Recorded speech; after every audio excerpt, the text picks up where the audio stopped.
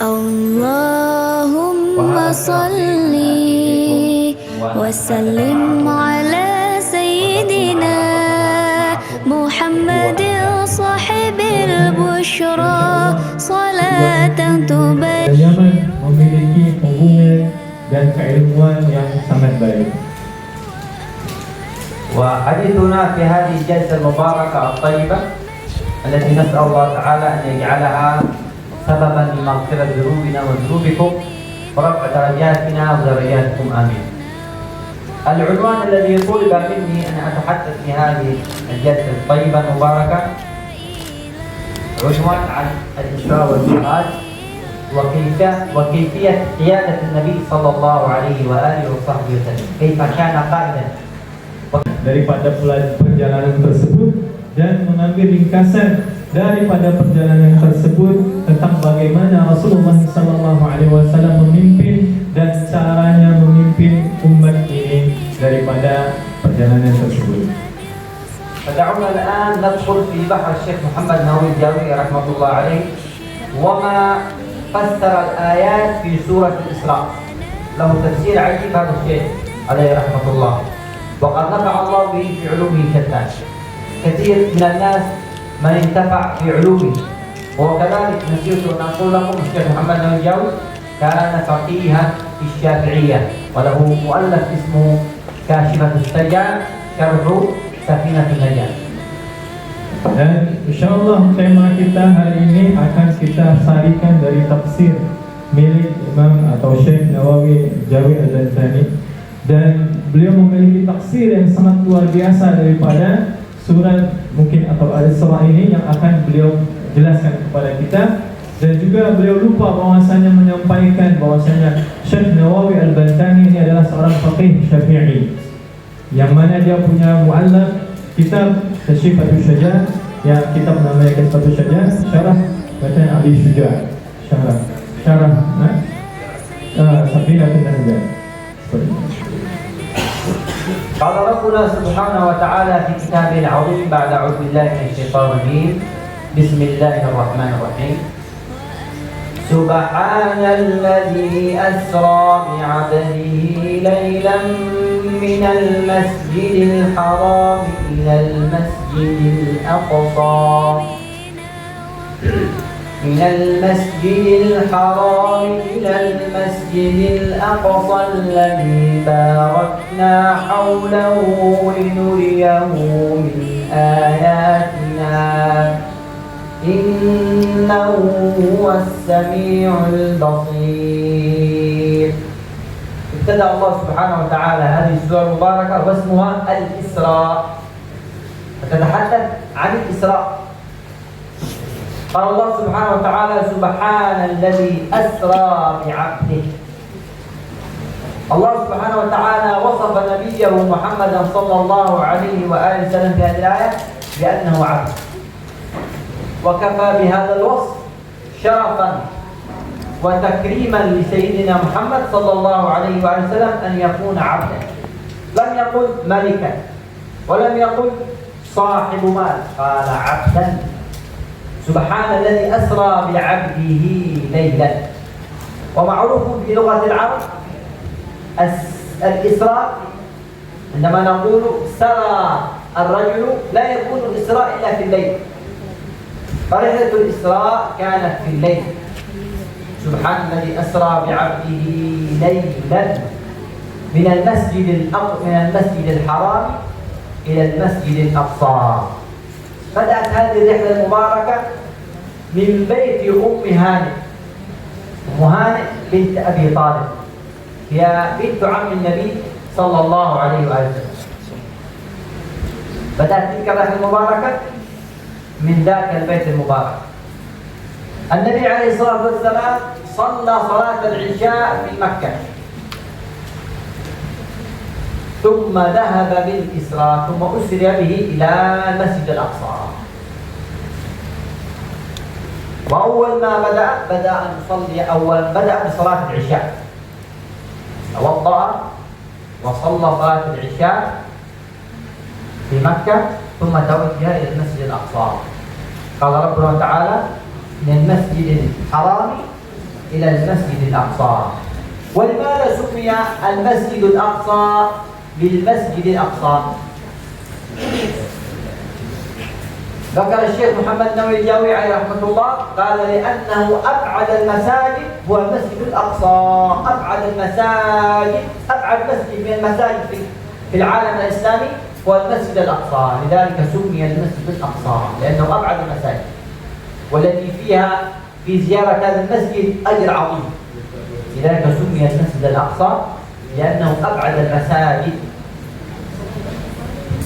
Paham Bapak Ibu sekalian ya? Lanjut lagi. Saya mau paham, kita lanjut lagi.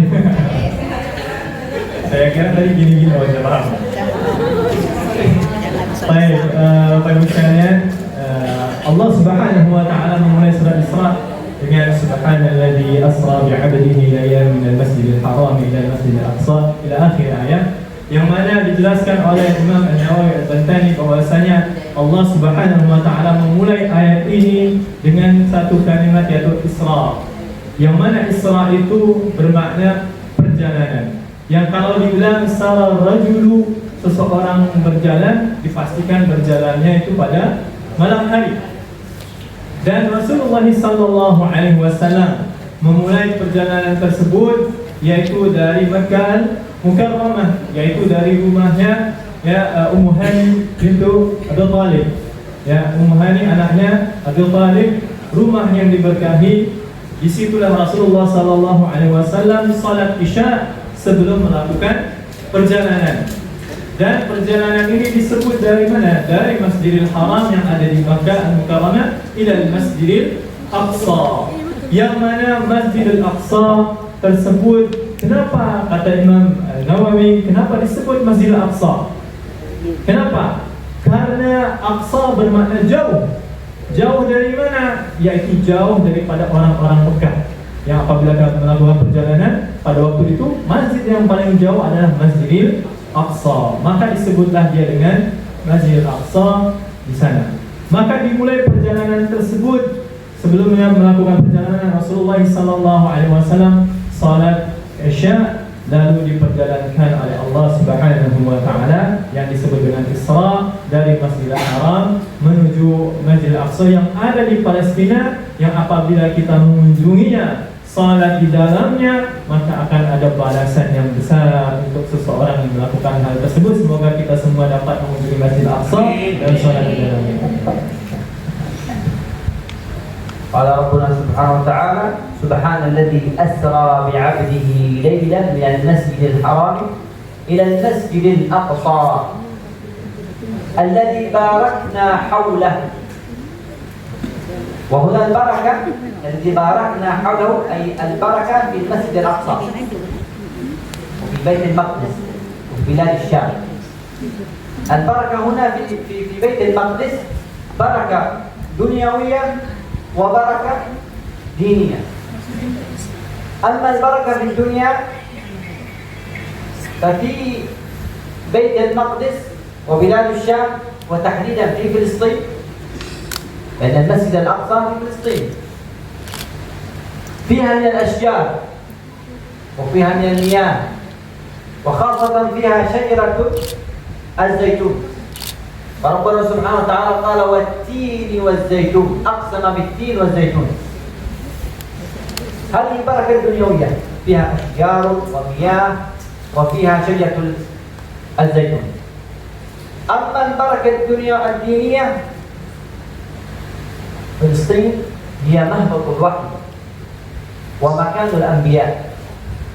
أنبياء بني إسرائيل كانوا في بيت المقدس.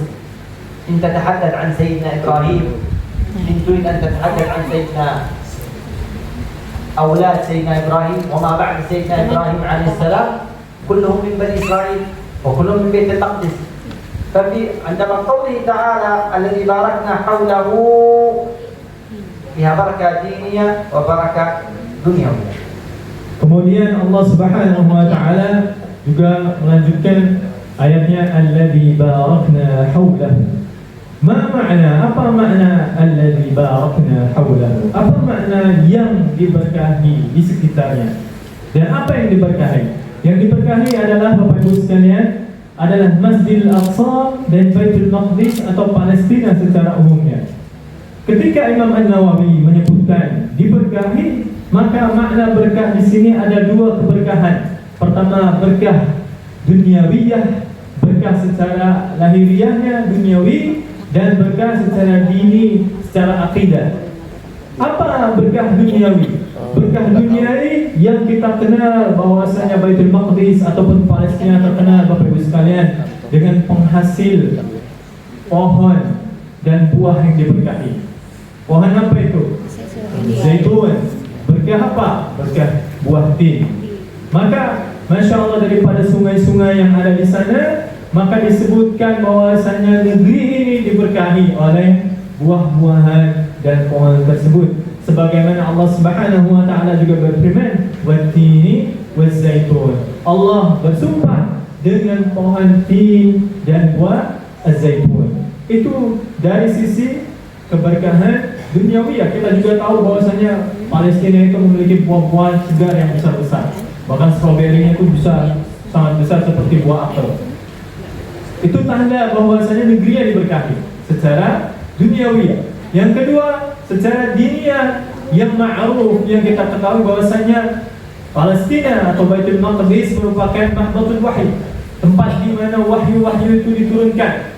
Kalau kita berbicara tentang nabi-nabi, terutama nabinya Bani Israel, maka disitulah tempatnya.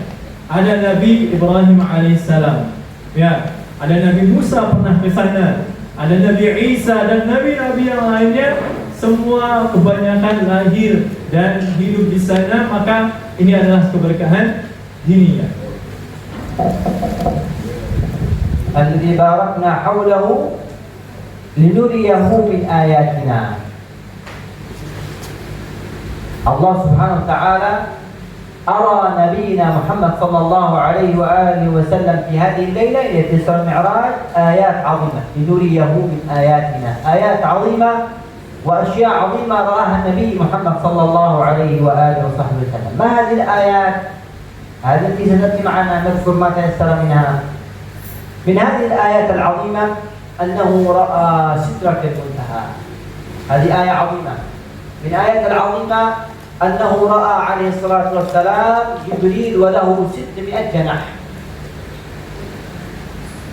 هذه من الآيات العظيمة التي قال عنها لنريه من آياتنا. ثم قال الله تعالى إنه هو السميع البصير. سبحانه جل جلاله. Kemudian Allah Subhanahu wa taala juga berfirman, "Linuriyahu min ayatina." Untuk kami perlihatkan kepadanya, yaitu kepada abdihi, hambanya, ya. Hamba, tadi saya lupa mengabarkan kenapa Allah Subhanahu wa taala menggunakan hamba, abdihi.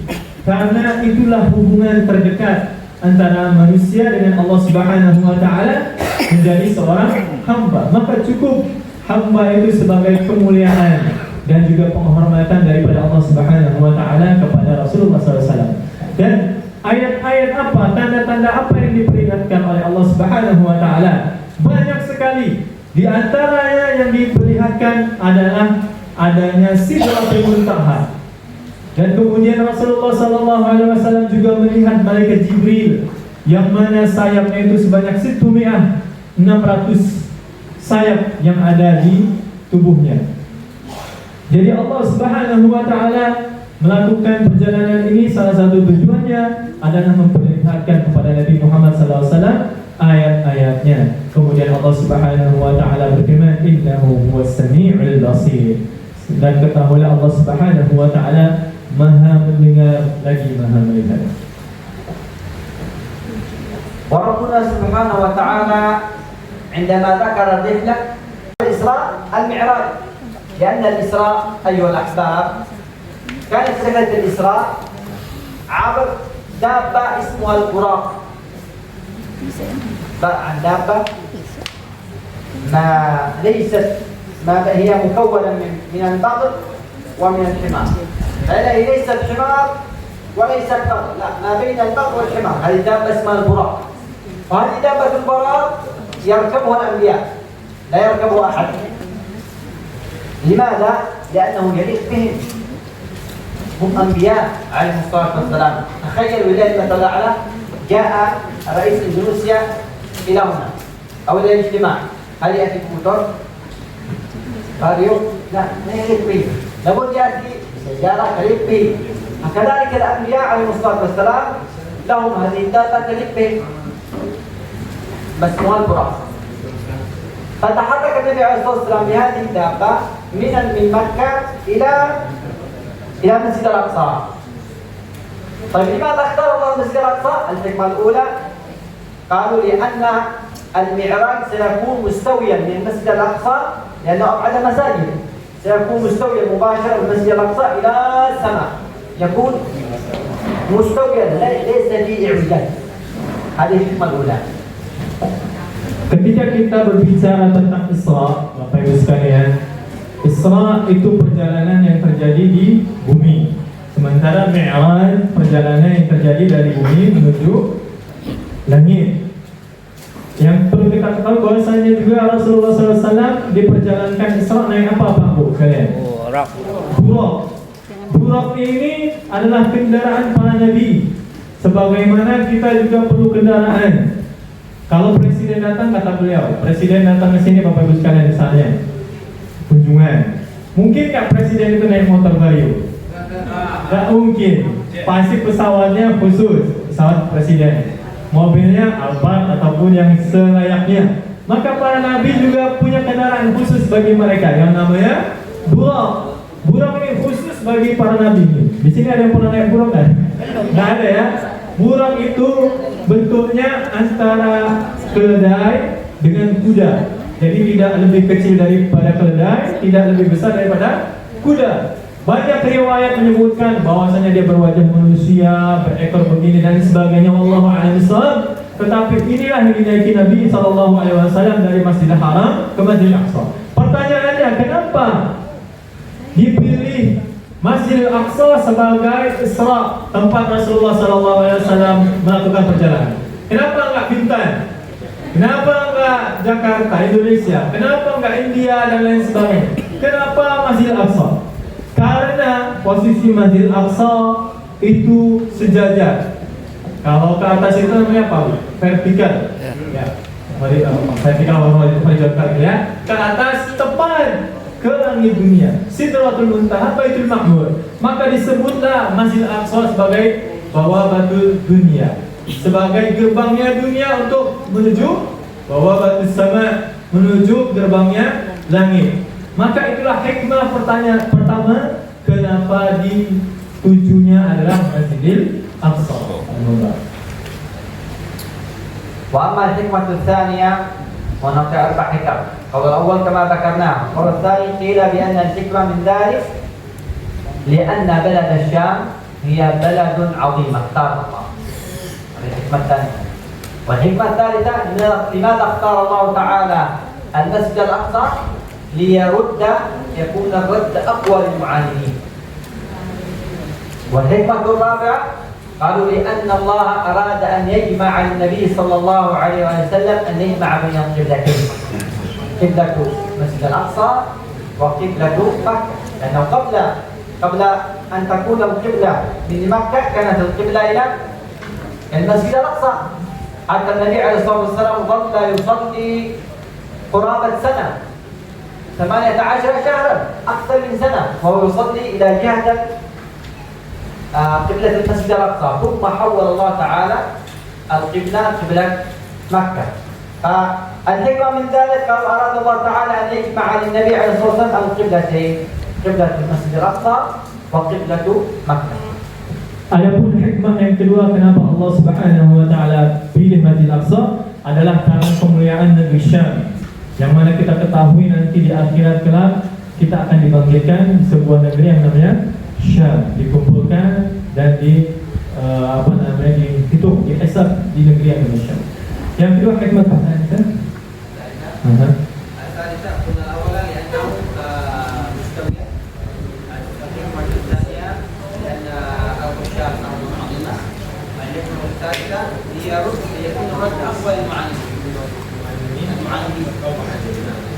Yang ketiga adalah sebagai balasan ya bagi orang-orang yang tidak menyukai Islam ya pada zaman tersebut. Yang keempat adalah agar Allah Subhanahu wa taala mengumpulkan dua kemuliaan kiblatain, dua kiblat. Kenapa Bapak Ibu sekalian, sebelum dipilihnya Masjidil Haram ya sebagai Ka'bah Al-Musharrafah sebagai kiblat, Rasulullah sallallahu alaihi wasallam selama 17 atau 18 bulan kurang lebih beliau itu berkiblat ke Masjidil Aqsa. Sampai beliau itu qad nara taqalluba wajhika sebagai ayat, bagaimana ayat yang menyebutkan bahwasanya Rasulullah melihat ke langit menunggu kabar kapan dibuka itu kiblat. Kenapa? Karena orang-orang tidak suka itu mengatakan, oh Muhammad ini kiblatnya kok sama dengan kami, orang-orang Yahudi.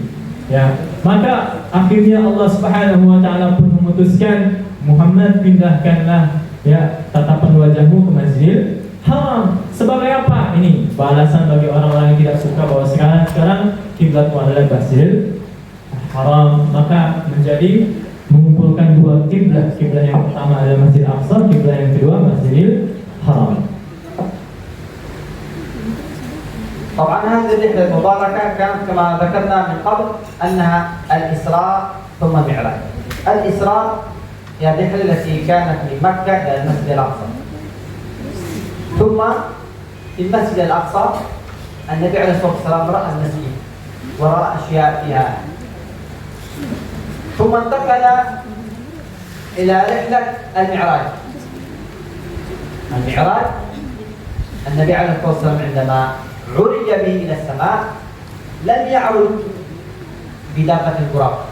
ذكر الإمام ابن كثير في البداية والنهاية قال قد يتوهم بعض الناس أو كثير من الناس أن النبي عندما أعرج إلى السماء بالبراق، لا، وإنما وضع البراق على المسجد وربطها، ثم عليه الصلاة والسلام توجه إلى المعراج، رحلة المعراج. جعل الله سلما يمشي فيه النبي عليه الصلاة والسلام ومعه جبريل. هذه المعراج.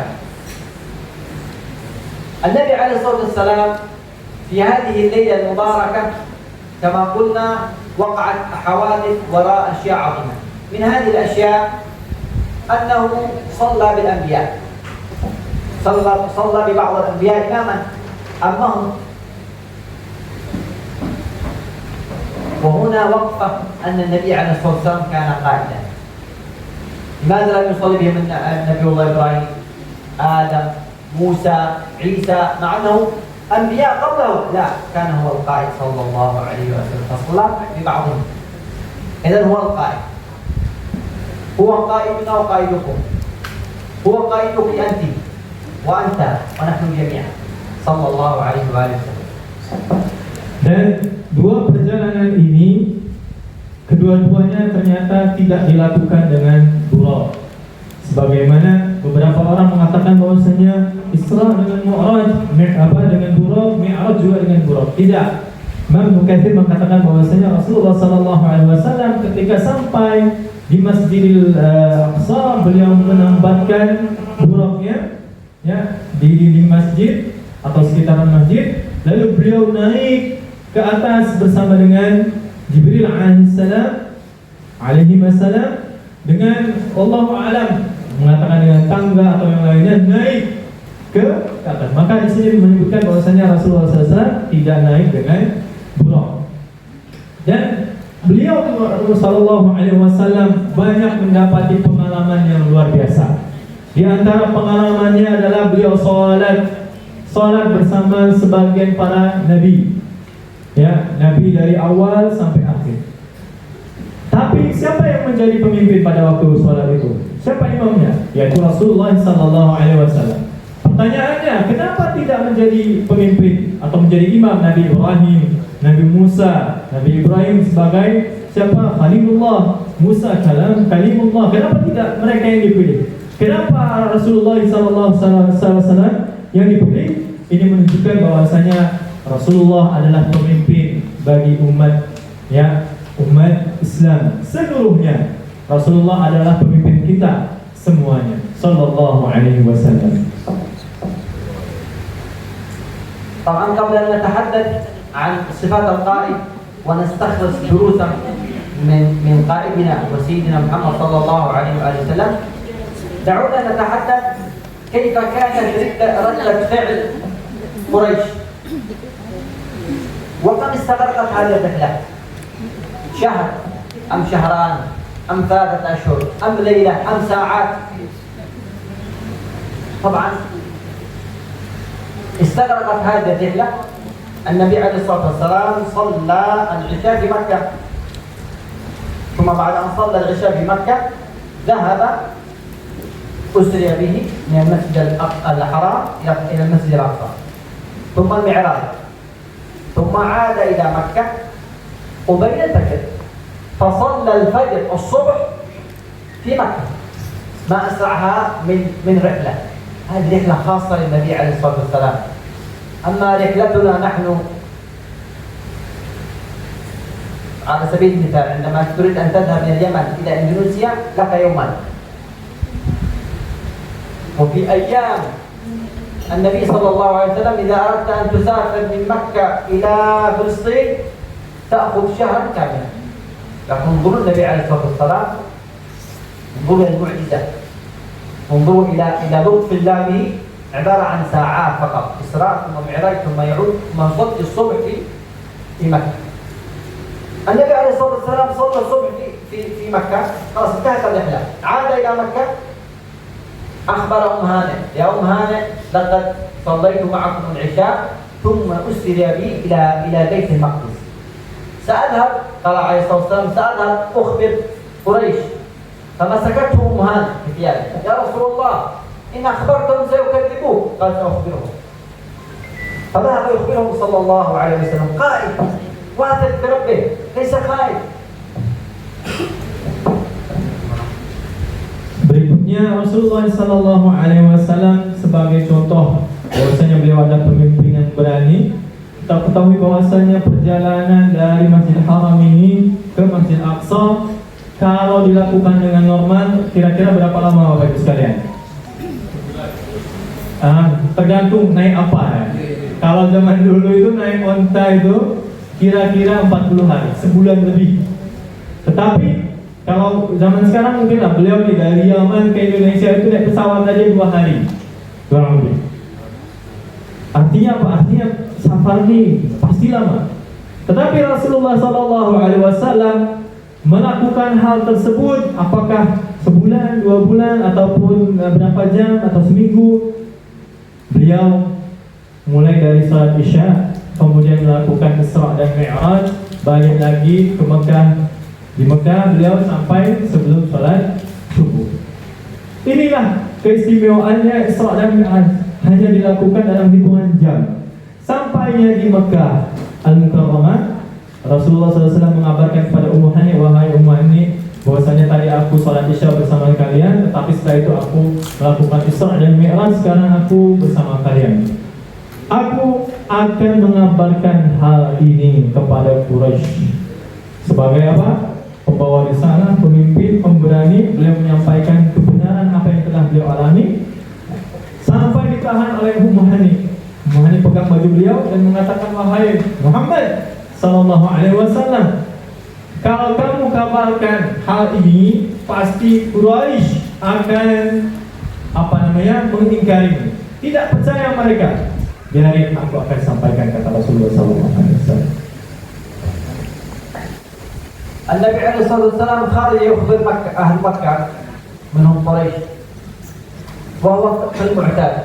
من يواجه النبي عليه الصلاة والسلام؟ أبو جهل. وأبو جهل هذا أكبر الأعداء النبي صلى الله عليه وسلم.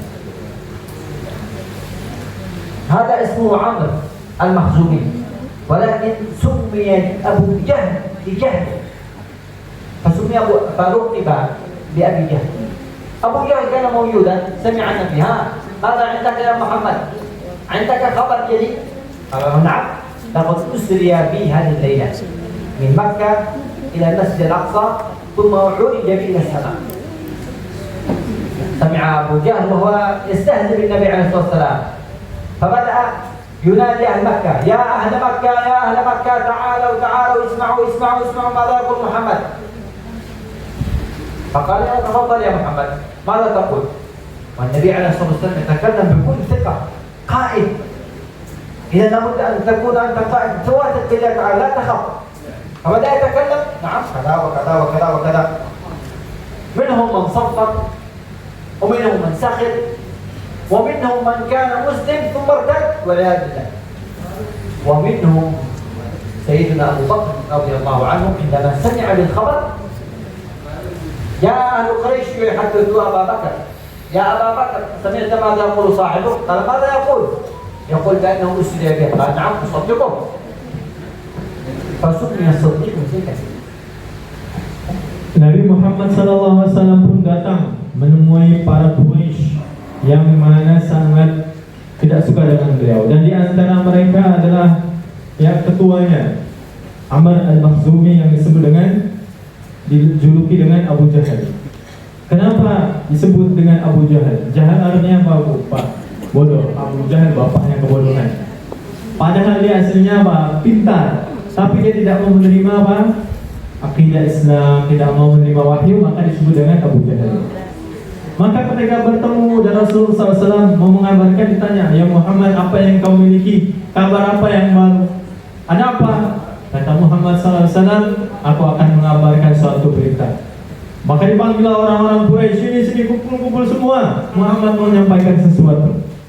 Kata Nabi Muhammad, aku telah melakukan Isra dan Mi'raj dalam satu malam saja. Di antara mereka ada yang kaget, ada yang bertepuk tangan, ada yang menertawai, ya. Kenapa? Karena dianggap wah ini ngarang dan lain sebagainya. Bahkan ada yang berislam jadi murtad lagi. Kenapa? Gak percaya.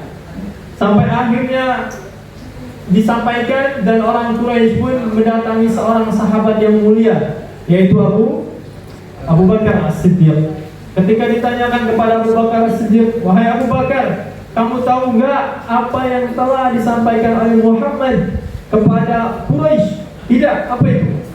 Kata mereka, Muhammad telah melakukan Isra dan Mi'raj hanya dalam satu malam. Percaya enggak kamu? Benar enggak? Kata Abu Bakar, kalau yang berkata itu Muhammad, maka usaddiquhu, maka aku mempercayainya dan membenarkannya. Maka dengan peristiwa tersebut dijulukilah Abu Bakar dengan As-Siddiq. بعد الإسراء وقعت المعراج حادثة المعراج. لذلك الإمام البخاري رحمه الله تعالى بوب باب المعراج، باب حديث المعراج. نعم، عندما ذكر الإسراء بابا، ثم ذكر بابا آخر باب المعراج. عندما ذكر باب قصة المعراج ذكر الإمام البخاري عليه رحمة الله تعالى في صحيحه أن النبي عليه الصلاة والسلام شق صدره وغسل قلبه، غسل وتطهر. وهذه الحادثة مذكورة في البخاري في صحيح البخاري. إذا وقعت حادثة شق الصدر مرة أخرى، وقعت حادثة شق الصدر وقعت له عليه الصلاة والسلام وهو صغير، هذه الأولى. حادثة شق الصدر وقعت في المعراج، وقعت وذكرها الإمام البخاري في صحيحه. لماذا؟ لماذا النبي عليه الصلاة والسلام يغسل قلبه؟ لكي يكون القائد نظيف الظاهر والباطن. Kemudian Imam Al-Bukhari ketika menulis kitab atau menyusun kitab sahihnya, beliau membuat untuk kisah tersebut dengan dua bab. Pertama bab Isra, yang kedua bab Mi'raj. Di dalam bab Mi'raj, Imam Al-Bukhari menyebutkan bahwasanya sebelum Rasulullah SAW diisrakan, terjadi peristiwa yang besar yang pernah terjadi ketika beliau kecil, yaitu syaqqus sadri, yaitu dibelahnya dada beliau dan pencucian hati beliau. Disebutkan bahwasanya sebelum dilakukan perjalanan, Rasulullah SAW dibelah dadanya, dikeluarkan hatinya, dicuci dengan cawan dari emas, dipenuhi dengan keimanan dan dikembalikan lagi. Apa hikmah daripada peristiwa ini? Hikmahnya adalah Allah mempersiapkan Rasulnya dengan hati yang bersih, dengan hati dan jiwa yang bersih, karena beliau nanti akan menerima risalah dan menjadi pemimpin. دعونا الآن نقف وقفة في صفات القائد. الإنسان يكون قائدا في وزارته، في عمله، في معهده، في مدرسته. أنت قائد وأنت قائدة، نعم، لكن لابد لنا من صفات حتى تكون قائدا تمشي على الطريق الصحيح. أول صفة لكي تكون قائدا نبويا متنورا أن تكون كما ذكرنا نظيف الظاهر والباطن. ذكرنا بأن ابتدأت رحلة الإسراء بأن النبي صلى العشاء، توضأ وصلى العشاء ثم توجه الإسراء. إذن وضوء، لابد من وضوء. الشيء الثاني النبي يغسل قلبه ويشق صدره، لابد من تطهير الباطن من الغل، من الحقد. لا تحسد على أحد، لا تتكبر على أحد، لا تحتقر أحد. أو هذا لباسه قديم، هذا سيارته قديمة، أو هذا أقل مني منزلا. انتبه، القائد يحتوي كل الناس، غني، فقير، كبير، صغير. كان عليه الصلاة والسلام يسلم على الصبيان وهو صلى الله عليه وسلم بأمي وأبي وهو قدوة الأول والآخرين. إذا لابد أن تكون قائدا نظيف الباطن ونظيف الظاهر، لابد، هذا أول شيء. Lalu pelajaran apa yang bisa kita ambil daripada kepemimpinan Rasulullah SAW? Sekarang kita akan berbicara. Rasulullah SAW, sebagaimana kita ketahui, sebelum beliau Isra, beliau salat wudu.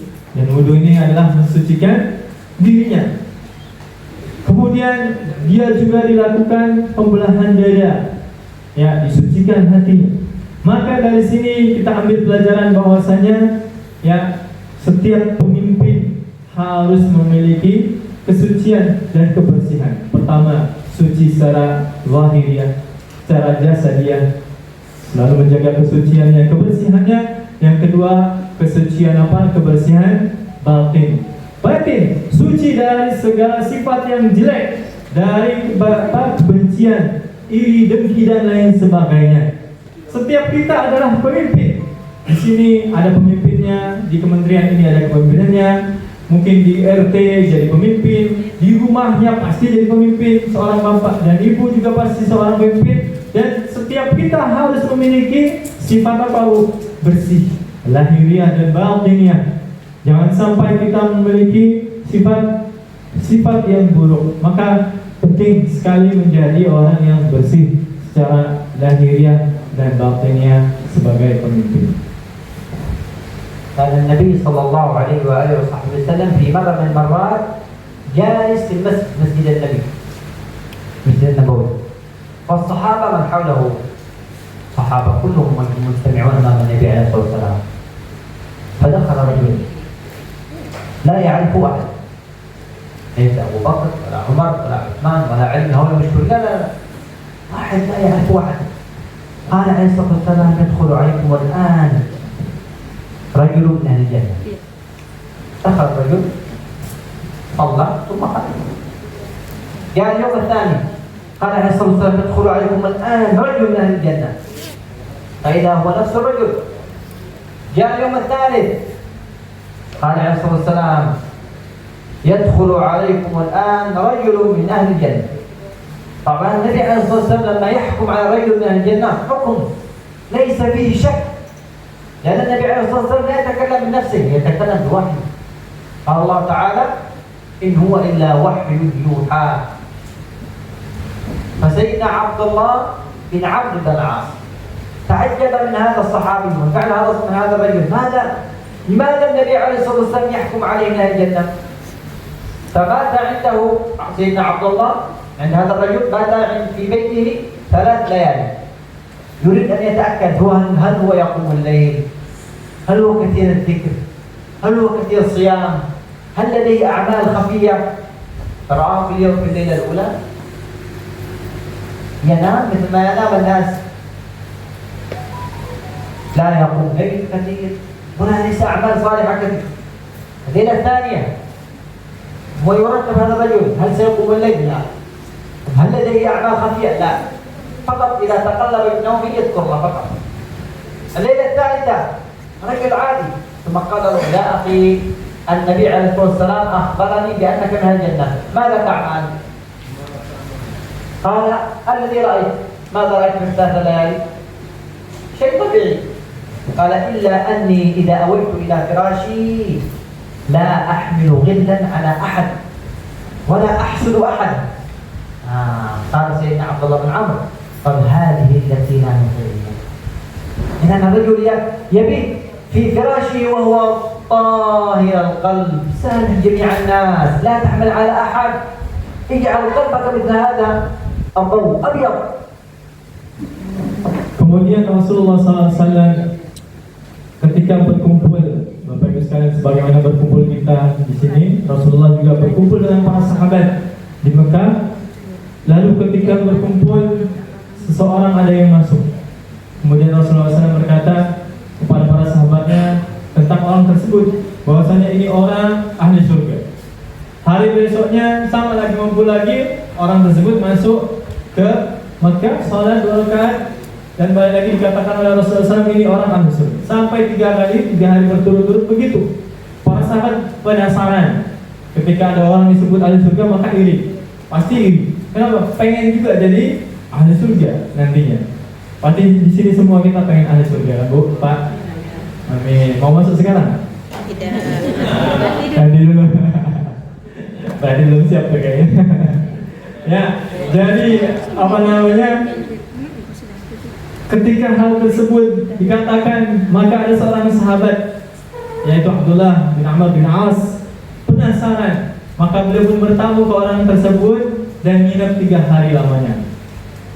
Dan di sini kita lihat Rasulullah kalau ngomong pasti ngomongnya nggak mungkin bercanda, nggak mungkin bohong, karakter pemimpin, ya. Dan karena Rasulullah SAW dijamin kalau ngomong itu adalah wahyu daripada Allah Subhanahu wa Ta'ala. In huwa illa wahyu yuha. Apa yang dikatakan oleh Allah, Rasulullah SAW pasti dia adalah wahyu yang telah diberikan. Maka ditanyalah kepada Amr bin As tadi tidur, Abdullah tadi tidur di rumah tersebut, dan dia lihat kira-kira orang ini apa sih amalnya, mantap enggak nih, sholat malam enggak, atau melakukan zikir atau enggak. Dia pada malam pertama lihat biasa aja, orang ini enggak sholat ya apa. Malam kedua begitu terus, malam ketiga begitu terus, sampai dia penasaran dan bertanya, wahai sahabatku, kata Rasul kamu ini ahli surga, tapi kok aku lihat kamu biasa aja, enggak sholat, nggak zikir, nggak baca Quran, langsung tidur malah, ya. Kata orang tersebut, rahasianya adalah aku sebelum tidur selalu melapangkan dadaku, ya, melapangkan dadaku. Aku maafkan semua orang yang mungkin melakukan kesalahan kepadaku, dan aku juga meminta maaf, meminta ampun kepada Allah Subhanahu wa Ta'ala, ya, jika aku memiliki kesalahan. Seperti itu, maka beliau pun menjadi orang yang dijanjikan surga. Jadi ternyata mudah atau sulit ya kalau hal tersebut dilakukan. Ya, memaafkan orang, kemudian meminta ampun, sulit-sulit, mudah lah insyaallah. كذلك أنت أيها القائد، أيها المدير، أيتها المديرة، وأنت في عملك، لابد أن يكون لنا أسلوب حسن مع التعامل مع الموظفين. يعني بعض الناس يظن بأن المدير العام لابد أن يكون شديدا. قال لماذا؟ كاريزما، تكون كاريزما أمام الناس هكذا. لابد أن تصرخ أمام الموظف. لماذا أنت لا تعمل هكذا؟ أمام الموظفين يخبرك. لماذا أنت تخطئ وكذا وكذا وكذا وكذا؟ لماذا؟ قال لأنك مدير حتى يخاف منك الموظفين الآخرين. لا انتبه، هذا ليس أسلوب نبوي. إذا أخطأ الموظف خذه إلى مكتبك وبرفق. لماذا عملت كذا وعملت كذا وعملت كذا؟ لا تخبره أمام الناس. قالوا بأن النصيحة أمام الناس فضيحة. إذا أردت أن تفضح شخص انصحه أمام الناس. إذا لابد أن تنصح الموظفين إذا أخطأوا، تجعله أولا بمكان خاص بك، لك وله مكان خاص. ثانيا تعرج له وتذكر له أسلوب طيب له أو موقف جميل له، أنت ما شاء الله موقف جميل وعندك كذا وكذا، ولكن يمكن تعدل كذا وكذا وكذا، ليس مباشرة. النفس البشرية يا أخوان لا تحب النصيحة. الإنسان يشعر بالثقل عندما ينصح، ولكن لابد أن تأخذ النصيحة.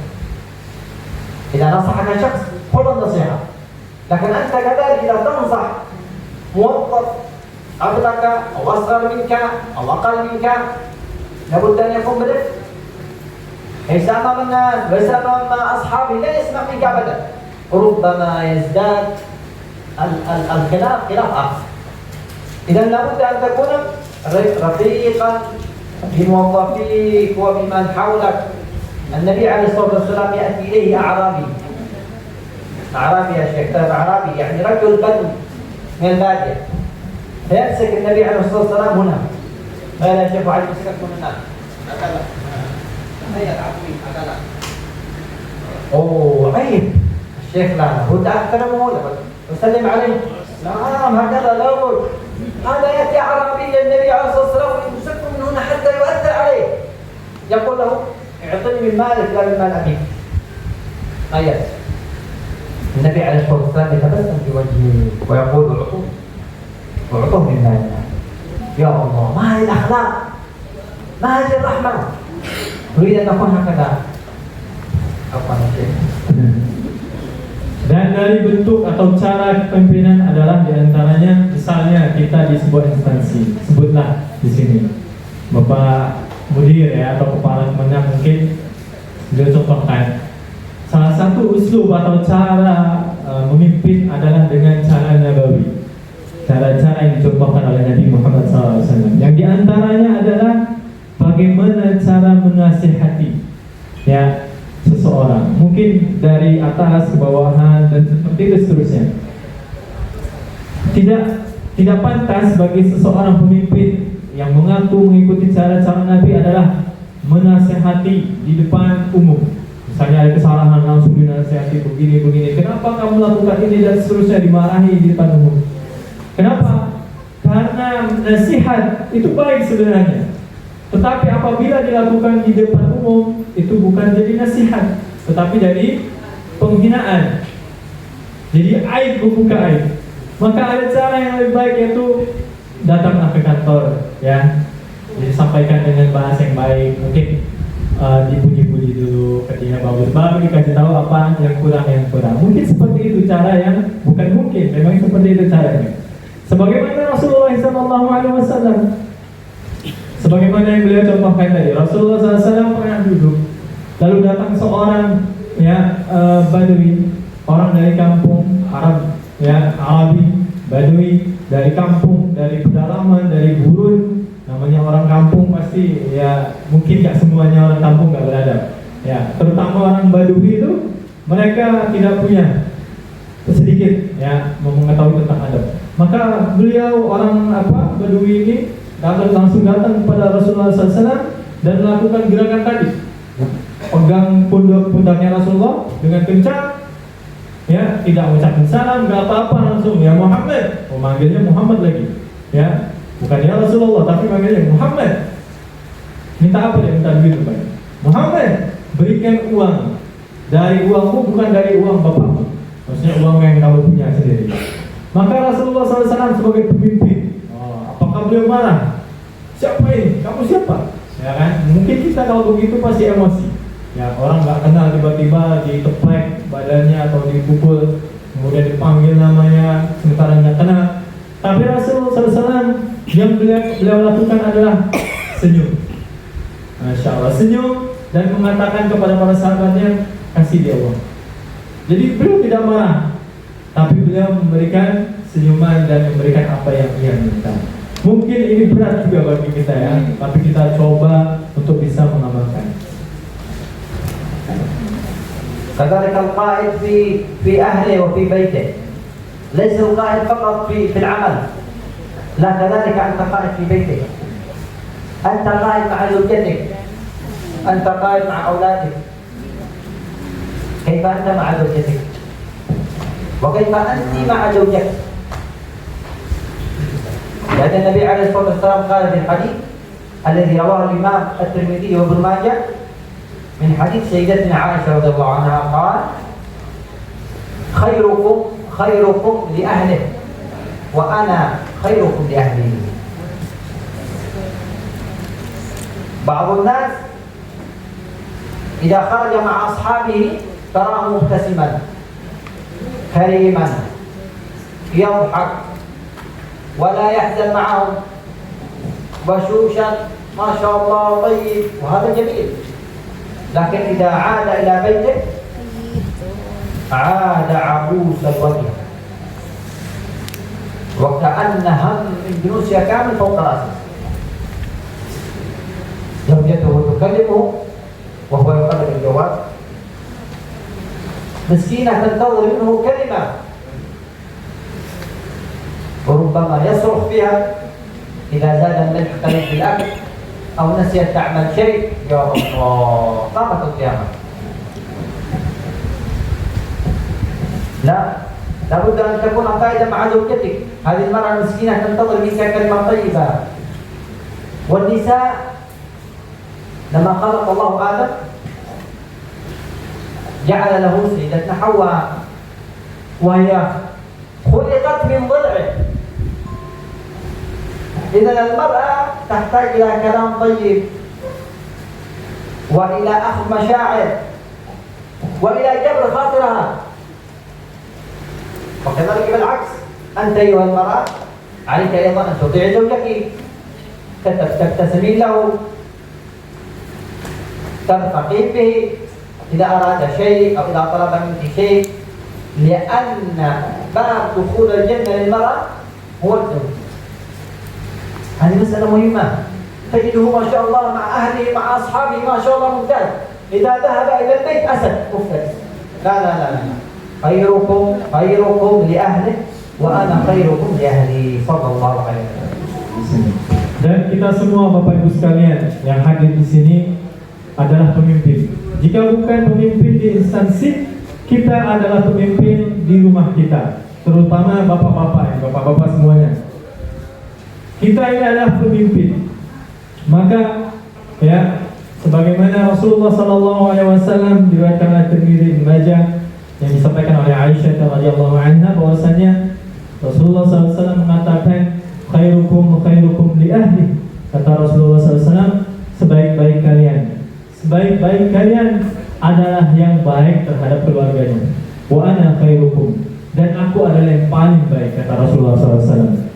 Mungkin di antara kita bapak-bapak ini ya, mungkin sering juga terjadi pada diri kita, dan kita tidak bisa pungkiri bahwasanya kita itu kalau di luar, masya Allah, ceria, ya kan, ketemu teman, ceria, ngopi dan lain sebagainya, senyum wajahnya, merona. Tetapi ketika pulang di rumah, mukanya ketat, macam kaos baru, ya kan, ketat, macam singlet baru, ya.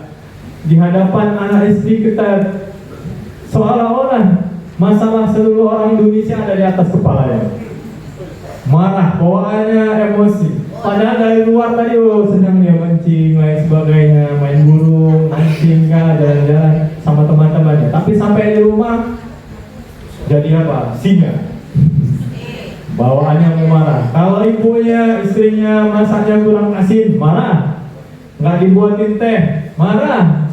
Bawaannya emosi atau esmosi ya. Gitu juga perempuan, tapi perempuan juga harus ngerti ibu-ibu sekalian, kenapa suaminya marah. Mungkin pulang ke rumah, ibu-ibu ini belum mandi. Biasa ibu-ibu ini maaf, kalau keluar rumah maksimal, kalau di rumah minimal. Bangun tidur ya kan, pakai daster, itu ada yang lubang-lubangnya. Apa nggak marah apa tuh di rumah jelek bau, tapi kalau di keluar wangi cantik, terbalik ya kan, terbalik. Maka dia marah. Maka kalau bisa di rumah tuh mandilah bu, ya kan, cantik, pakai baju yang paling bagus, bersolek asikin, jangan keluar rumah tebal ini, ya kan, nggak kelihatan lagi kulitnya. Oh, cepat habis bedak ya. Nggak apa-apa buat suami. Nanti dibelikan lagi. Tapi kalau bedaknya buat orang, ya masalah. Ya Bu, buatkanlah teh, masalah yang enak gitu kan, yang sehat. Insya Allah suami juga senang. Maka kata Rasulullah SAW, ya, kenapa? Karena surganya istri itu ada pada suami, ridhonya Allah ada pada ridho suami. Bapak-bapak juga nantilah belikan bedaknya, ya kan? Belikan lipstiknya, bajunya yang cantik, ya kan? Jadi sama-sama saling mengerti. Ya, jangan maunya dipahami aja, tidak mau memahami orang lain. Kalau cerita seolah-olah aku yang paling menderita. Gitu. كذلك من صفات القائد أن يكون صابرا، وهذه مهمة جدا، أن تكون صابرا. ذكر ربنا سبحانه وتعالى الصبر في القرآن وجعل أجر الصبر بغير فلوس، ليس هل حسنتان عشر إلى لا. قال الله تعالى إنما يوفى الصابرون أجرهم بغير حساب. لابد أن تكون صابرا وأنت قائد، وأنت في وظيفتك، وأنت في بيتك، وأنت في معهدك، وأنت في مدرستك، وأنت في مسجد، وأنت في مزرعة. لابد أن تكون صابر. أذكر قبل سنوات كنت أدرس في إحدى المعاهد في اليمن. ذهبت أراجع القرآن لكي يكون عندي القرآن أقوى. كان عندي بعض الأجزاء ضعيفة، فقلت أسجل في هذا المعهد، فسجلت في هذا المعهد. وكان الرجل المشرف العام على المعهد إذا صلى الفجر بعد صلاة الفجر لا تكلمه. قال لا، أنت تكلم الشيخ فلان بعد الفجر مباشرة تكلمه يغضب عليك. لا إله إلا الله. لماذا؟ ما السبب؟ قالوا هكذا، بعد الفجر لا تكلمه، كلمه الساعة الثالثة، ربما في الصباح، الله أعلم. بعد صلاة الصبح أنت لا تكلمه. لماذا؟ لماذا؟ لماذا تغضب؟ لماذا تغضب؟ لابد أن تكون صابرا. أذكر أن شيخي اسمه الحبيب عمر بن حبيب، أطال الله بعمره. شيخه اسمه الحبيب عبد القادر بن أحمد السقاف. حبيب عبد القادر بن أحمد السقاف هذا كان عالما وليا فقيها قارئا ما شاء الله، كان مفتي في مدينة سيوم في حضرموت. في مرة من المرات كان في بلاد الحجاز في السعودية هذا الحبيب، وكان يدرس عنده درس، فجاء رجل دخل المسجد مباشرة يشتم الشيخ، أنت وأنتم وأنتم وأنت وأنت وأنت مباشرة، والشيخ ينظر إليه، والشيخ صابر هادئ ساكت لم يتكلم. ماذا قال له الشيخ الحبيب؟ قال له جزاك الله خيرا. الرجل انصدم. Kalau udah diterusin ini nggak paham. بعد هذا كل المقدمة ترد عليها كذا. بعد فترة طبعا الحاضرين كانوا في معهد الحبيب يقولون يا حبيب لماذا تخبرنا نحن نرد على هذا الرجل؟ سنقول له شيء اسكت جزاك الله خير. بعد أيام بعد وقت طويل هذا الرجل أصبح من مريدي حبيب عبد القادر السقاف. Dan yang kemudian adalah yang harus dimiliki sifat sabar. Dan sabar ini balasannya berghairi hisab. Tidak ada hitungannya. Ya, kalau salat mungkin jelas Pak. Salat jamaah berapa derajat? 27 derajat. Tapi kalau sabar ini berghairi hisab. Tidak ada bisa dihitung.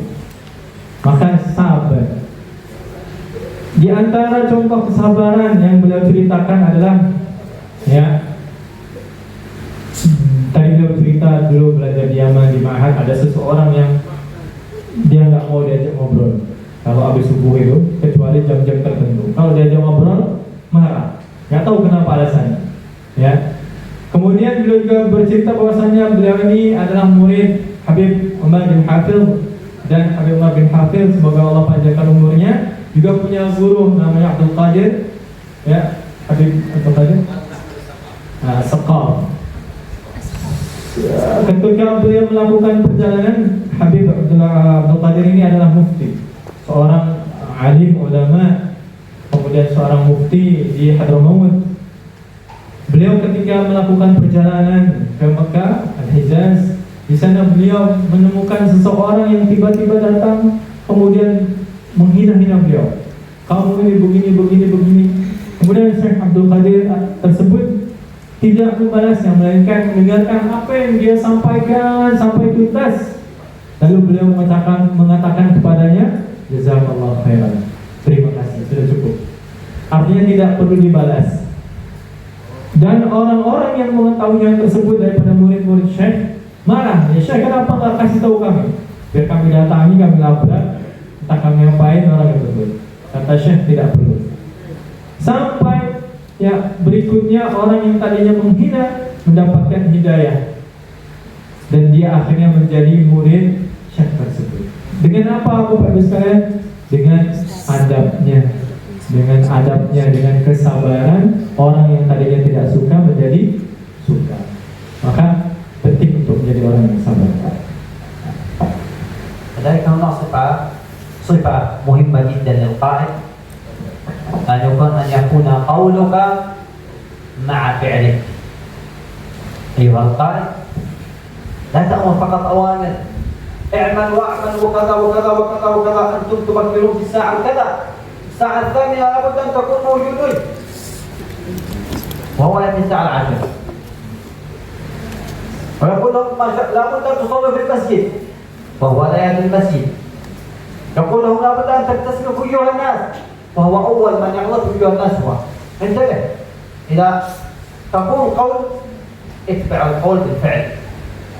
قال ربنا سبحانه وتعالى: يا أيها الذين آمنوا لما تقولون ما لا تفعلون كبر مقتا عند الله. المقت بشدة الغضب. كبر مقتا عند الله أن تقولوا ما لا تفعلون. سيقول الإنسان: طيب أنا أطبق قد ما أستطيع، أقول لهم آتي ثم آتي مرة وكذا أتأخر استمر، لا بأس، إن شاء الله تستمر على خير. لكن أنك تأمرهم فقط ولا تأتي، لا، هذا إشكال. أنت تكون في الصف الأول حتى يقتدي بك كلهم. لابد أن يكون قولك مع فعلك. Yang kemudian yang harus dimiliki seorang pemimpin adalah perkataannya sama dengan perbuatannya. Jangan ngomongnya beda, perbuatannya beda. Seorang pemimpin ketika dia menasihati seseorang, maka harus dia yang pertama melakukan hal tersebut. Ngomong misalnya harus hadir tepat waktu, ternyata dia hadirnya terlambat. Gimana orang melakukan? Misalnya ngomong harus kerja yang baik, yang bagus, maksimal, tapi dia selu-selu. Misalnya seperti itu. Di rumah nasihati sama anaknya, jangan begini, jangan main HP. Ya sendiri mainnya handphone, main game. Jangan nonton TV sinetron. Ibunya nonton TV sinetron. Sholat di masjid, bapak-bapaknya santai di rumah. Ya. Jadi tidak sesuai apa yang dibicarakan dengan apa yang dilakukan. Maka ini tidak bisa menjadi pemimpin. Allah Subhanahu wa taala sebutkan, ya ayyuhalladzina amanu lima taquluna ma la taf'alun kabura maqtan 'inda Allahi an taqulu ma la taf'alun. Wahai orang-orang yang beriman, kenapa kamu ngomong aja tapi enggak pernah mengamalkan? Kabura maqtan, dosa besar, 'inda Allahi an taqulu ma la taf'alun.